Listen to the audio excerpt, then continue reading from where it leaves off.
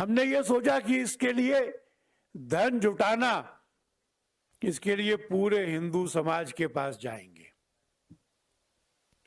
12.5 करोड़ लोगों के पास हम गए, 12.5 करोड़ दरवाजे खटखटाए थे।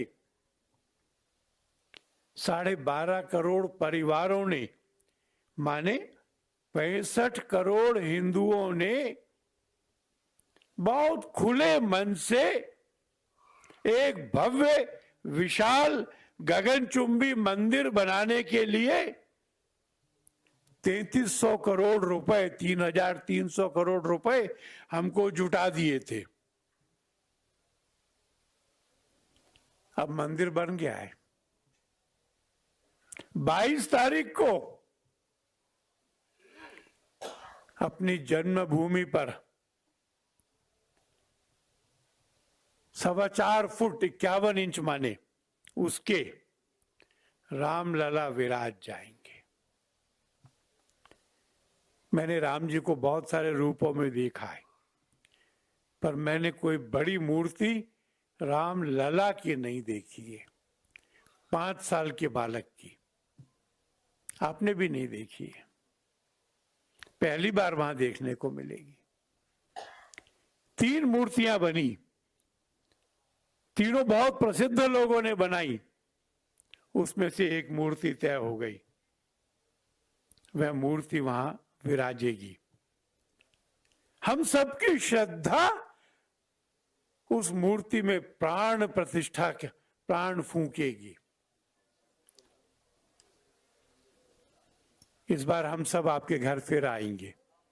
विश्व हिंदू परिषद के लोग, संघ के लोग आपके घर आएंगे। इस बार कुछ मांगने नहीं आएंगे। भाइयों और बहनों, अयोध्या में रामलला की मूर्ति में जो पीले चावल पूजित हुए हैं, उस पीले चावलों में से कुछ चावल हम आपके घर में देकर आपको निमंत्रण करेंगे। एक चित्र देंगे राम जी का और उनके मंदिर का, जिसको पूजा में लगाएंगे। और वो निमंत्रण होगा कि 500 साल बाद समय आया है, ये दूसरी दीपावली है। हिंदुओं के पराजय का वो स्मारक ध्वस्त हो गया था।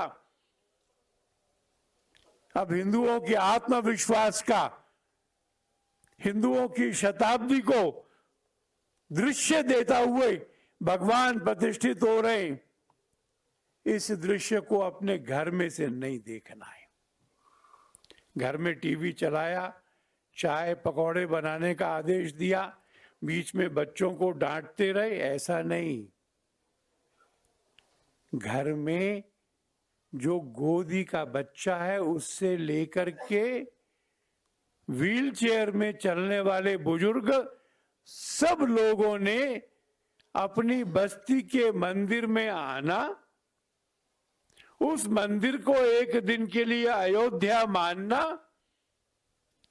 विजय महामंत्र का जाप करना, हनुमान चालीसा पढ़ना और वहां के एलईडी पर ये पूरा दृश्य सामूहिक रूप से देखना है। ये निमंत्रण देंगे।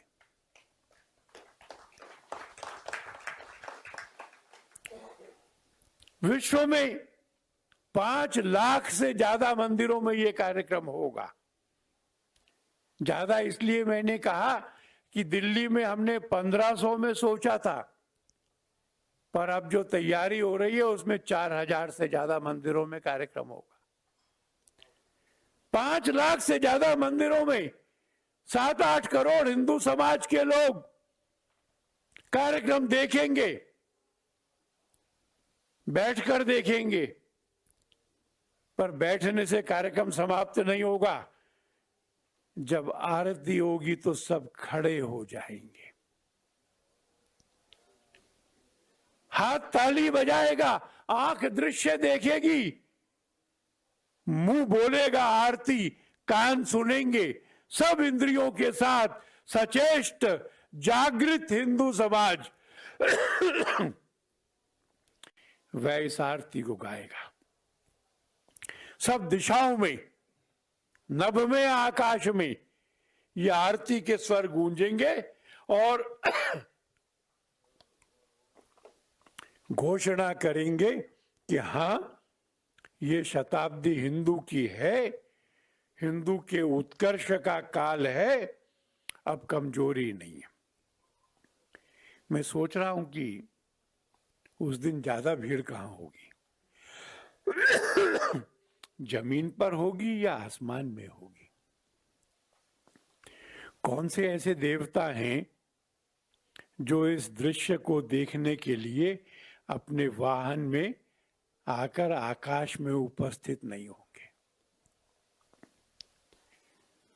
और जो लाखों लोगों का बार बार जिक्र हो रहा है जिन्होंने प्राण दिए, इस इच्छा को लेकर प्राण दिए हैं कि राम जी का मंदिर बने। श्री अशोक सिंघल, श्री रामचंद्र परमहंस दास, महंत वैद्यनाथ देवरा बाबा, वह सब कार सेवक, वह जो अयोध्या से पैदल चलकर, लखनऊ से पैदल चलकर अयोध्या आए थे, और वह भी जो इन 500 सालों में धरती पर आए थे, राम जी के लिए लड़ाई नहीं लड़ी, अपने गांव में खेती करते थे, पहाड़ पे रहते थे, पर मन में राम जी को रखते थे, ऐसे सब लोग।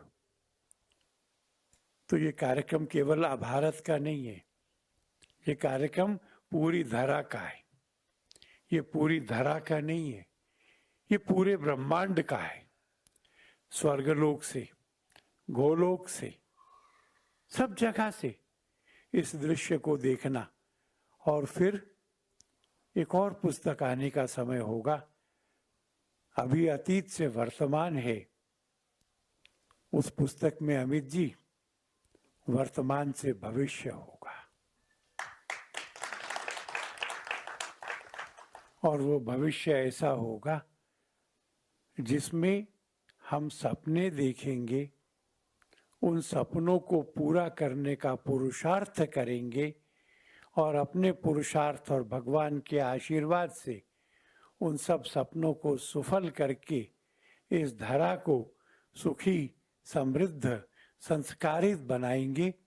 ऐसा राम राज्य होगा जिसमें कोई गरीब नहीं होगा, कोई अशिक्षित नहीं होगा, सब धर्म का पालन करते होंगे, और धर्म का और कर्तव्यों का पालन करने से सबके अधिकार सुनिश्चित होंगे, और एक संपन्न समाज बनेगा।